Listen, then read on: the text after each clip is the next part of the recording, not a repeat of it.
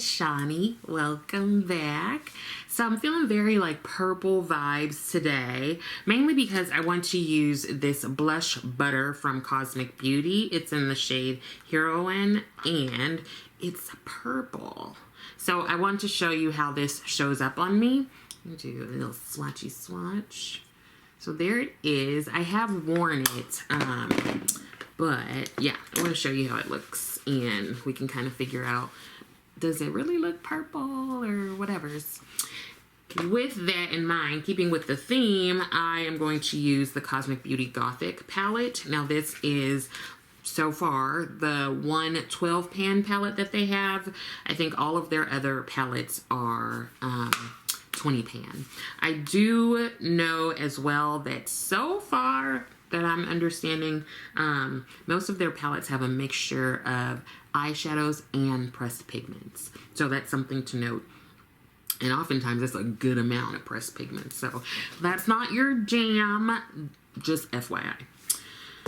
And then I do have some lipsticks from them, but I also might use my Monet Cosmetics Nardesto shade. I don't know. It's a purple matte lipstick. It's very dark, and I'm not generally a very dark lipstick person unless it's a red. Yeah. So I'm going to go ahead and get started. I'm going to use my paint base eyeshadow base from Colored Rain. And I'm just putting a little bit on this palette, and then I'm going to use a brush to put it on. So I've been reading the news, and I have come across quite a few things that are somehow like food related. Like, apparently people like to steal food things. And I'm not talking about like these DoorDashers or Postmaters like stealing your food. I've had several Dashers dash away with my food. I'm talking about like bigger, like truckloads of things. So before I get to the thing that really has me tripping, I'm gonna tell you, I read 4 stories about restaurants and warehouses, like their food being stolen. The first one is in London, and they stole from this chef has 2 Michelin star restaurants and a pub, and somehow or some way, somebody, we don't know, it's 1, 2, 3, or 4 people, they stole 2,500 pies in a van. It was in a van. Now, it wasn't like your apple pies, your like sweet potato, your like peach, pecan. No, they're like meat pies, I think. So, they had like steak, turkey, butternut squash squash pies. What's a butternut squash? I don't know. Well, leave me alone. They stole a whole van of them. And you know how much did it cost? $32,000 worth of meat pies. What's that? Somebody, let me do the math real quick. Hold on. Not bad. It's like $12.80 a pie. So that seems, you know, that seems actually like a good, for a Michelin star chef's pie. That actually doesn't seem that bad. Huh. Okay. Right? I mean, I guess it depends on the size of the pie, but that doesn't seem out of range of what I would pay. Anyway, so somehow or another, they had these pies up in this van. Don't know why. Some of the workers apparently found, like, they went outside and they saw that the van was stolen, allegedly, and so they called the police. Could you imagine just getting that call? Like, hi, I'd like to report a burglary. Somebody stole my stuff. Oh, okay, what did they steal? They stole some pies. Y'all, for real. Like, yes, I'm a Michelin star chef, and somebody stole my pies.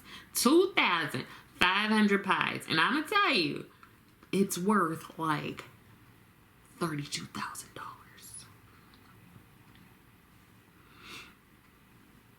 So they went ahead and looked for the van, I guess. The van is insured, right?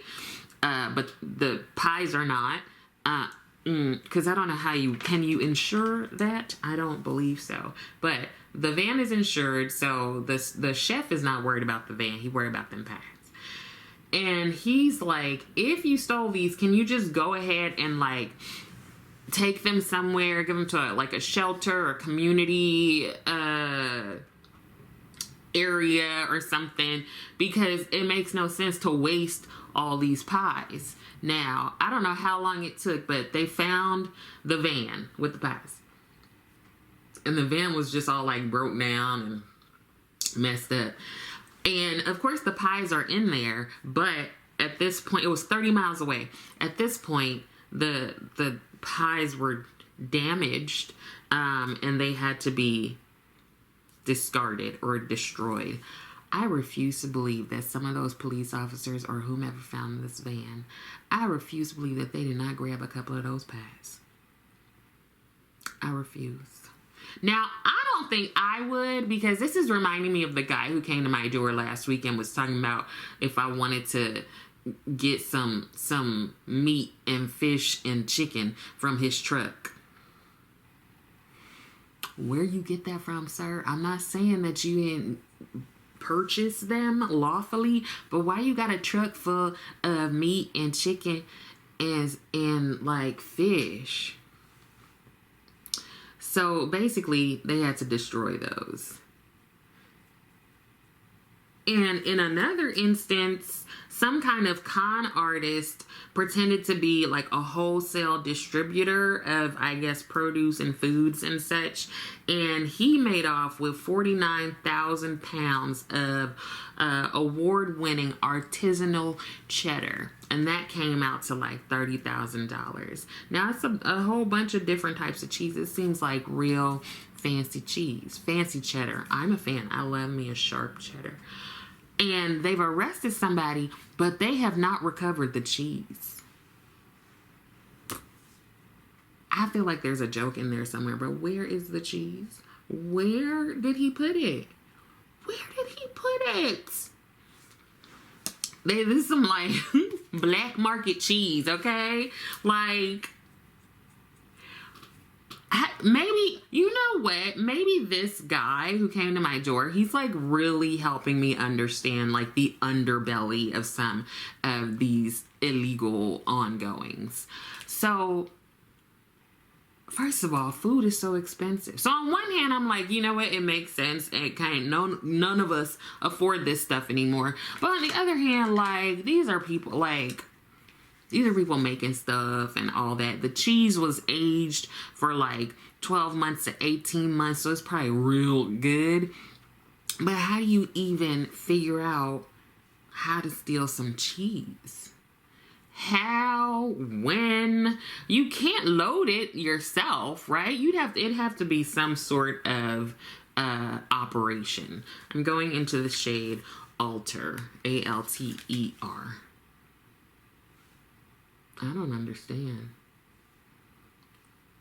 But that's not it. That's not it, y'all. There were two things in Texas. One was in Houston. And someone stole $2.5 million worth of olive oil. What? You gonna be able to make so much like pizza and salad. I wonder if it's like extra virgin olive oil, just regular. I don't even know. I don't know. But it was like 300 pallets of olive oil, and they've only recovered like 4. And apparently the bottles, the olive oil, bottles of olive oil, each one was like $15 to $25, which again seems to be the general price of olive oil these days. I feel like we could before get them cheaper. And see, here's the thing. If they are stealing them, that's probably going to make our prices go up even more, huh? So they've only been able to get 4 of the 300 palettes back. Where are these people putting these things? You can't just like back up into your parents' garage and drop off 300 pallets of olive oil. But really and truly, you would never have to go to the grocery store again for no olive oil. You have like millions of dollars worth. Or who do you sell it to? How do you find buyers? So those were kind of returned, right? 4 of the pallets. But in another Texas instance, there was a traffic stop. And in the back of this truck, they found 34,000 avocados. Now this one I was excited about. I love me a good guacamole. 34,000 avocados. What are you gonna do with that? Are you making like avocado dip for the Super Bowl? I mean, but luckily, they were able to put the avocados in like a refrigerated trailer, and they're going to return them back to the restaurant. Here's the thing, for all of these things that have been returned, I don't think I want to eat them. Like maybe an avocado, yeah, but the meat pies, I don't care that you found those. The olive oil, okay. The cheddar, I don't know.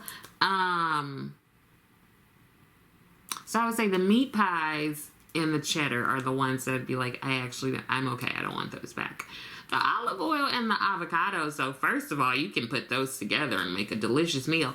But I'm curious as to what you do in that situation. Do you, like, you have to put that on the menu, right? Like, this is a special olive oil used.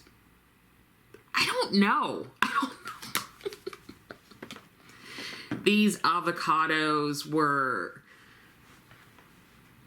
in transit for, I don't know, okay? I don't know. But could you imagine like a friend or family member coming home and they just have like bags and bags of cheese? And it's all cheddar. It's all cheddar. I would be fine with that. But I'm sure some people want like some pepper jack, some Havarti, you know?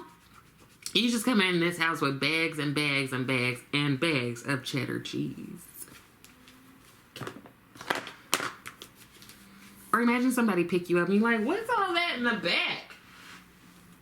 34,000 avocados. What do I want to do here? I don't know. Let's go in with Immortal. And let's also tell you about the most surprising of it all. First of all, the name is surprising. The name of the person that I'm going to talk about, because usually I can come up with a good name, but this one does it for itself. Hunter Triplet. Hunter Triplet. That's his name. Exactly how you imagine Hunter look is how Hunter look. Okay? Hunter is in Columbus, Ohio. Have y'all been there? I think one of my half marathons was there. What's another place in Ohio? I don't know.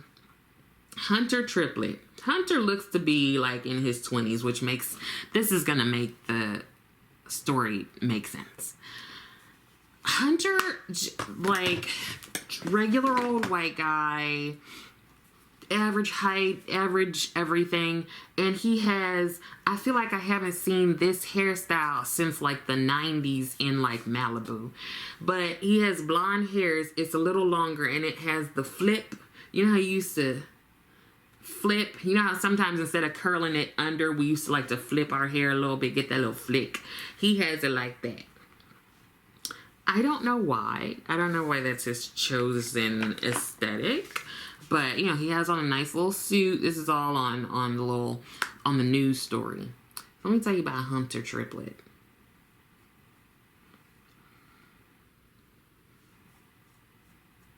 I don't even know what to do about that name. Okay, anyway, Hunter's family seemed like they got some money. They purchased, across from the Evergreen Cemetery, they purchased the Evergreen Funeral Cremation and Reception Services. It's right across the street. So the place that they purchased, it used to be like a chocolate factory, which I just... Okay. There's a sign that's like, keep the drains clean. Make sure to clean the chocolate out of the sink. Like, what? Take that down. Take that down, Hunts. Okay. So they bought that. And they're hoping to open in 2025. So, you know, who knows if they're opening January 1st or... I don't know. I don't know when they're going to start providing services. But the special part of Hunter's place, it seems like Hunter is the one in charge of it. It really feels like rich people things where it's like, we need something for him to do. And so we're just going to give you this like funeral service and just like do whatever. Okay. Just like do whatever, Hunter.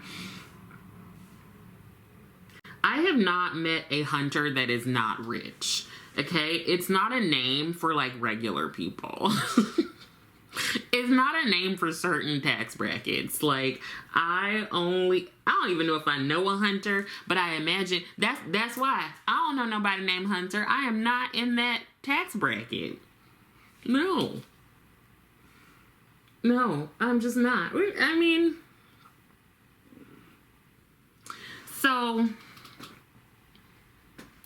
Hunter is planning to have a unique twist on the celebration of life.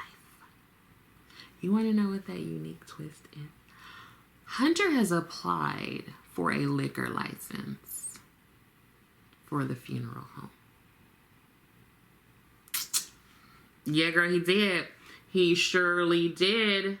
Hunter has applied for a liquor license. Why, you might ask? I will tell you. He wants to be able to provide liquor, beer, wine, cocktails for people at the service, at the funeral.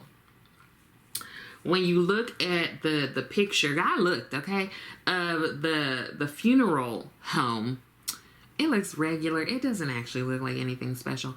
But then there's like a little bar with some janky ass chairs, like 4 of them, pulled up to the bar area. It's like one that you would maybe have in like your basement, but actually not even that nice.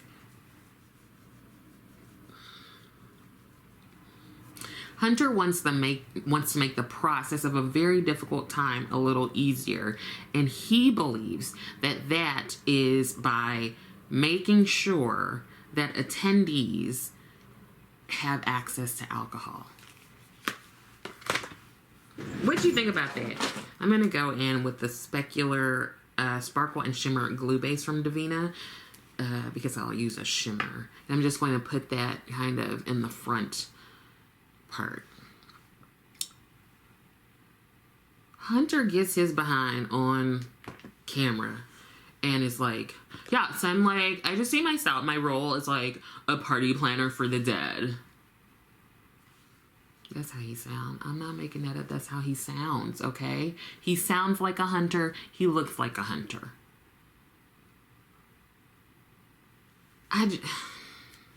When you're rich, you can be stupid. That's what it is. That's what when you're rich, it's almost like carte blanche. Just be an idiot, okay?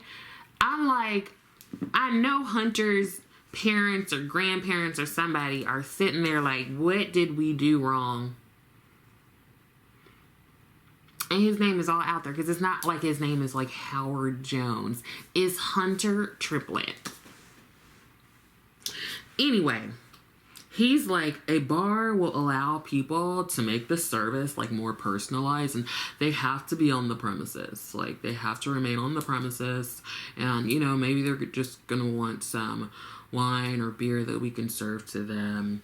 You know, also, this makes it a little easier for people to manage financially, because you can get a package deal from us. It's like $5,000 to $6,000, as opposed to like the national kind of like average. It's like $10,000. So you'll get, it'll be just a lot more financially, like more people can access the services.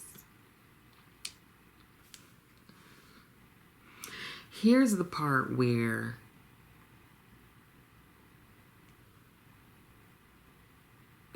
so Hunter's creating this one-stop shop, right? Get all your things in one place. Get your casket, get like all the flower arrangements, pick out your alcohol.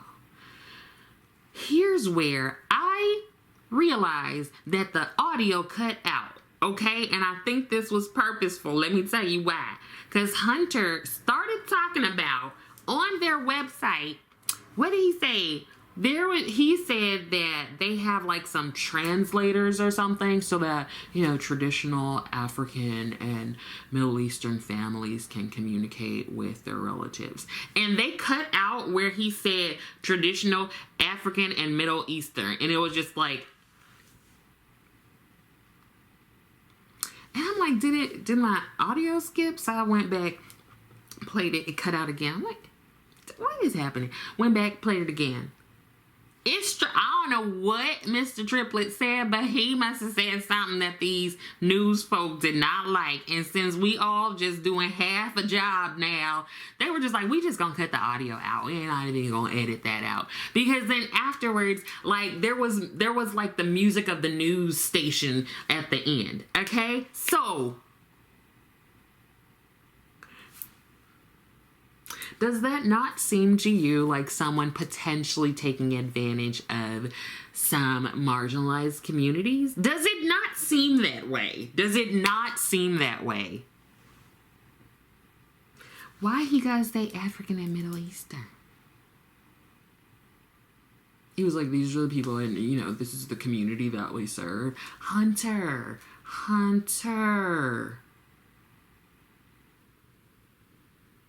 You didn't listen to your daddy PR people. Or maybe you did. Maybe you did. Maybe you actually don't care, Hunter. Maybe you don't care. But something about that don't sit right with me. Okay? It don't sit right. Like, how do you... So when somebody come in there, are you like, are you African? Oh, God. Ha! There is a story. I have to ask Tracy if I could tell this story. I'm gonna have to ask her about somebody asking or saying that African people speak African.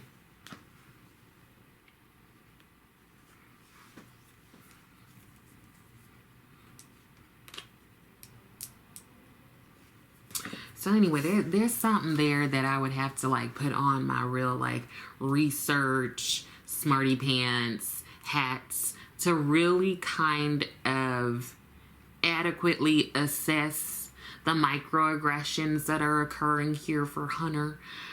Because wait, what does that mean, Hunter Triplet? And you know he's not the first one. It's probably like Hunter Triplet the third. So let me talk to you about this. These are my notes right here. Let me talk to you about this because I ain't never heard in life somebody is a party planner for the dead.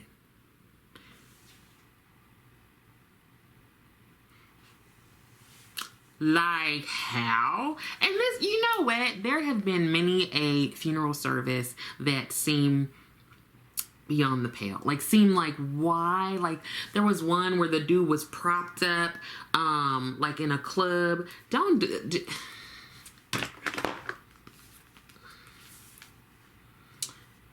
I am going to use, there are quite a few shimmers in here. I'm really feeling drawn to this one, but I see a little dip in there. I'm wondering if that's the one I use the most, probably. And then of course there's this black that has like gold and lavender sparkle, but you can barely see it, but maybe I'll try to use that for some sort of wing. think I'll use this one here, which is Powerful, and then this one here, which is Chosen. So Powerful and Chosen. So let's talk about the terrible idea of having alcohol at a funeral. Now, here's the one thing that Hunter might have, you know. Have you ever been to an immigrant funeral? So there's part of it where I'm like, okay, Hunter, I get it. I will say that in Caribbean culture, like, there is honestly a celebration, like, afterwards, like the repast or the, you know, afterward, there's a celebration. There's food, there's dancing, there's really just like celebrating the person's life, right? This is after you've had this, the service and you've gone to the cemetery or whatever ways in which you're going to do the burial. And, you know, then everyone is like coming together and, you know, let's celebrate this person's life and let's talk about what they meant to us, blah, blah, blah, right? And it tends to be like, some of the younger generations were running around cooking stuff, getting food for the older folks, you know, all this jazz. And I believe usually there's alcohol there. I mean, not for everybody. I'm just talking about my family. The fact that there are so many intense and high emotions typically during this time, and you have the nerve to want to add some spirits, alcoholic spirits to it, I think that is the worst, one of the worst ideas I have ever come across and heard. And Hunter is so proud. He's like, yeah, they said we would be like the first funeral home to like apply for a liquor license in Ohio.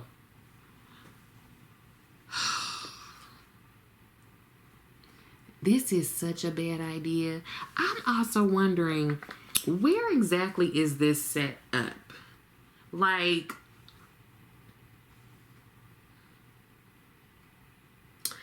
ooh, where is it set up? When is it set up? Like, is it set up before, like, the pastor starts doing the little, like, eulogy and stuff? Like, I just imagine, like, somebody, Aunt Christy, stumbling along with a glass of champagne down the aisle, you know? Or, like, Uncle Charles and Uncle Kevin start getting in a little fisticuffs because they had too many beers.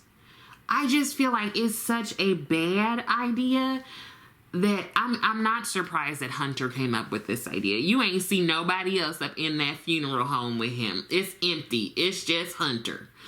So I'm led to believe that it can't be, right? I don't think they're going to give him the liquor license, right?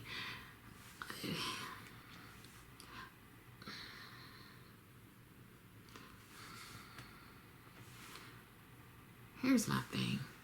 Like, is it open bar?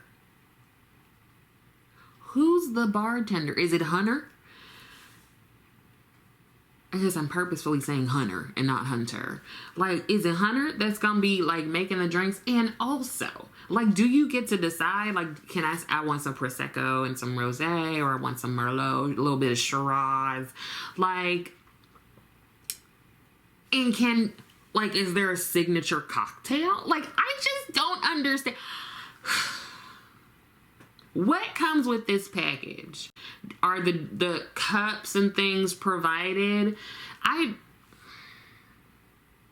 how you gonna keep everybody on the premises? This is not well thought out. This is not well thought out, Hunter. It's not gonna happen, baby. If it happens, I need to know if you're from Ohio, because like, Ohio is becoming the new Florida, in my opinion. Like, are you serious?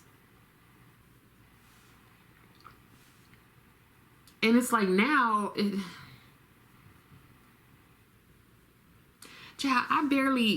I think a lot of times it's not even smart to have alcohol at, like, I'm talking about my family. at like weddings and stuff. Like drink some water, okay? And if you need a little bit of something else, drink some sparkling water. Like it just seems like these events where it's just high emotion, we don't need to be adding substances to it, okay? We just don't. It just don't feel like the smartest choice. And like, what does it mean to be a party planner for the dead, Hunter? What does that mean? What you mean? This, you know what? Hunter was in a fraternity in college. And you know what? I was in a sorority, so I'm not even saying anything against the Greek life. But he was definitely a frat bro. The hair kind of gives it away. The swoop. The speech. The fact that his name is Hunter Triplet. And he just rolled on out of college and decided that this was his life goal. Just so damn stupid. I just feel like this would be such a bad, and it's probably, the package is probably cheaper because you're going to recoup that with all the alcohol you about to sell. Do I provide the alcohol or does the funeral home do it? Like it just, you got anything to soak up that alcohol? Like, are you going to have some like bruschetta or something, or like some potato wedges? Like, I just don't understand the concept. I don't understand the concept.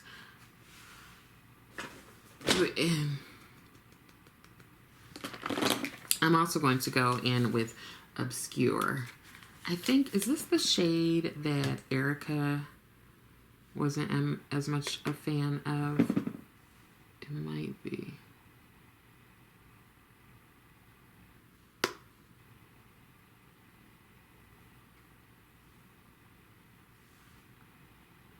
I'm sorry, I don't think there should be any alcohol. And you know, people are tired and emotional. They don't have nothing in their stomach. And then you just gonna be passing them like, if I were to have this, I would definitely want a signature cocktail. Like something pink and sparkly. But what I will tell you is this one of the worst ideas I've ever heard. I'm going to go ahead and put on some foundation and I'll come on back and yeah.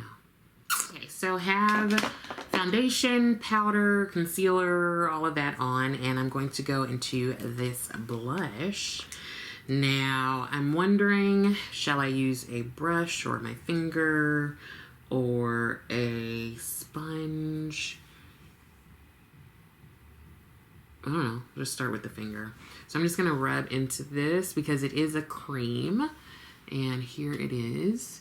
And can you see it?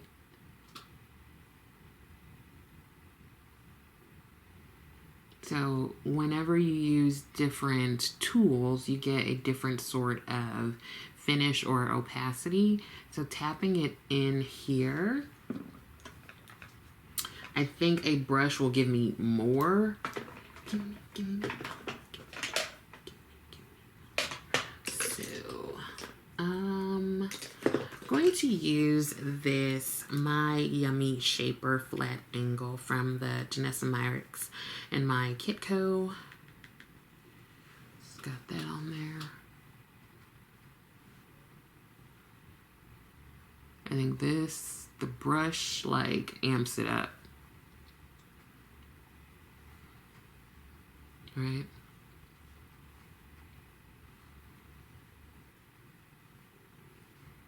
I'm definitely going to use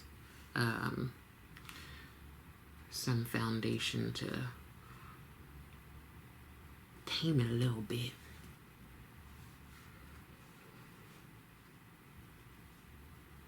I know a few people like Jan love intense blush. I don't know if I do. This already feels intense to me as I add more. Okay, so what I'm going to do is I have this puff thing that I used to put on some powder. So I'm going to go back into my powder and just powder this down a little bit.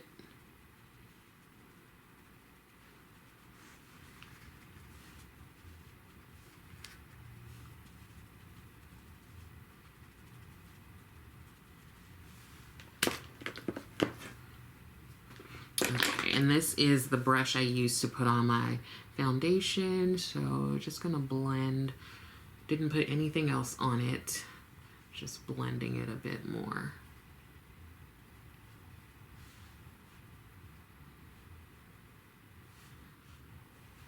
Okay, so I'm gonna do a little bit of, just a little bit of bronzer and choose a lipstick, and then I will be back and close it all out. Here's the finished look. I think I achieved purple.